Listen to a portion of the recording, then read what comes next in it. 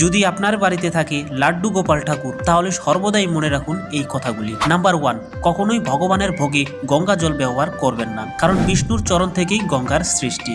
Number 2, কখনোই ভগবান শ্রীকৃষ্ণের পীঠ দর্শন করতে হয় না, কারণ ভগবান শ্রীকৃষ্ণের পীঠে অধর্মের বাস হয়। পীঠ দর্শন করলে আমাদের অধর্ম বাড়ে। সেক্ষেত্রে আপনি ভগবানের পিঠে রাধা নাম লিখিয়ে রাখতে পারেন। ভগবান স্নানের জলটি নিজের মাথায় একটুখানি ছিটিয়ে নিয়ে যে কোনো গাছে বা তুলসী গাছে দিয়ে দিন। স্নানের পর ভগবানের শৃঙ্গার করুন এবং তার সাথে চন্দন, তুলসী পাতা, পুষ্প, আয়না দর্শন অতি আবশ্যক। নাম্বার 3, ভোগ নিবেদনের সময় ভগবানের সামনে ঘন্টা বাজানো অতি আবশ্যক, কারণ ঘন্টা ছাড়া ভগবান ভোগ গ্রহণ করেন না। নাম্বার 4, স্নান না করিয়ে ভগবানকে ভোগ নিবেদন করতে হয় না।